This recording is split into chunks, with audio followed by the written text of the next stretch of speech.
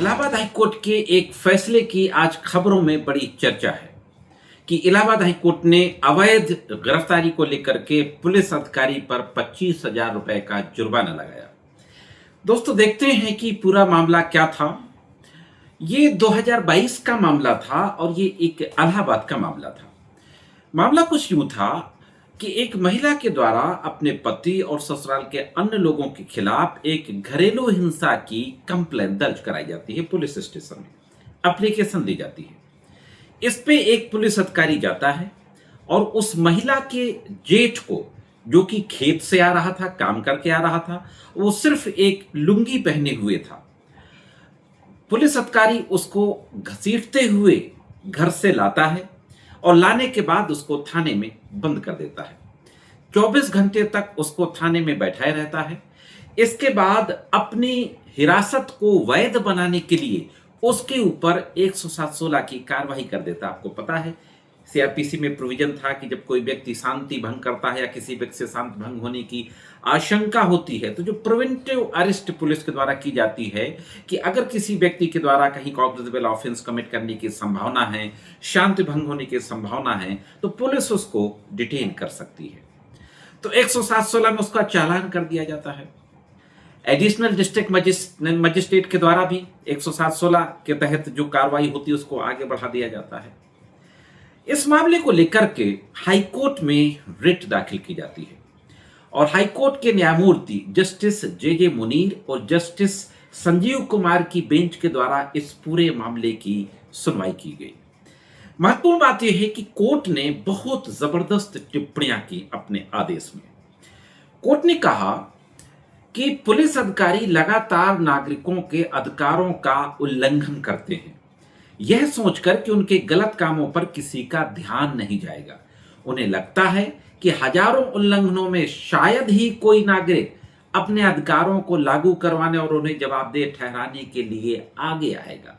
System यही तो सोचता है कि जितना नागरिकों को, आम जनता को कुचल सको, उतना उनके साथ एट्रोसिटीज करो, अन्याय और अत्याचार करो, क्योंकि आवाज उठाने तो कोई जाएगा नहीं।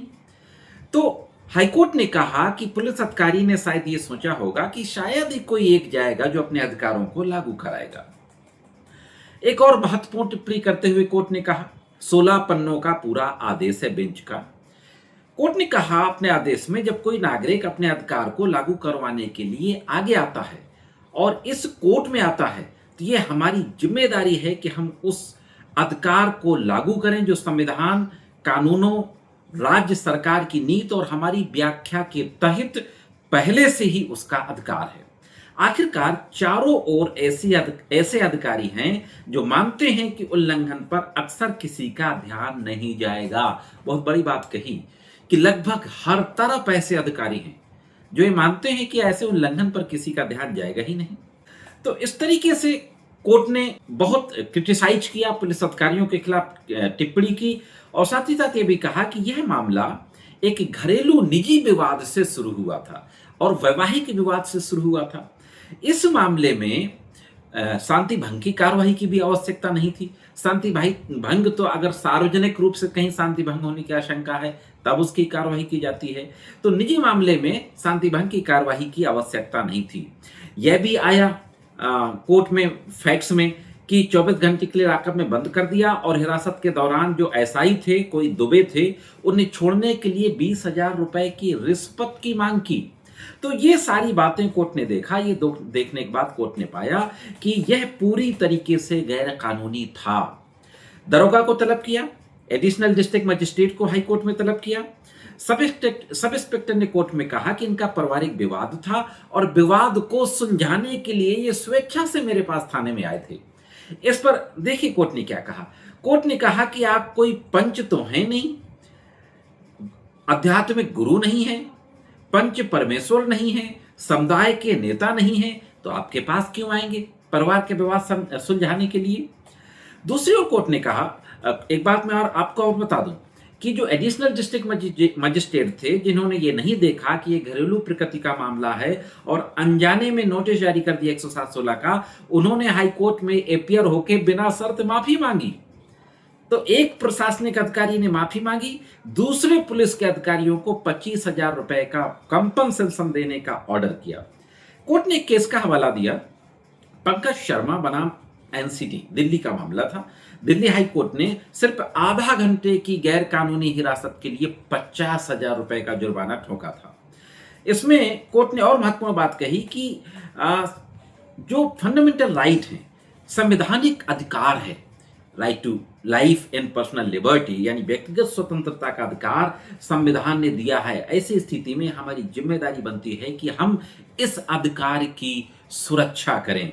यह कहते हुए 10,000 रुपया मुकदमे का खर्च, रिट ऑफ मैंडेमस जारी किया स्टेट ऑफ यूपी के लिए, 25,000 रुपया मुआवजा और रिट ऑफ मैंडेमस जारी करते हुए राज्य को निर्देश दिया कि 30 दिनों के भीतर 25,000 रुपया मुआवजा जो पुलिस अधिकारी की सैलरी से काटा जाएगा और 10,000 रुपया मुकदमे का खर्च के रूप में देने का आदेश किया। बेंच ने यह भी स्पष्ट किया कि याचिकाकर्ता को मुआवजे के लिए नियमित मुकदमा करने और अपनी वैध हिरासत के संबंध में सक्षम अधिकार क्षेत्र वाले कोर्ट के समक्ष अपना दावा पेश करने की आजादी है।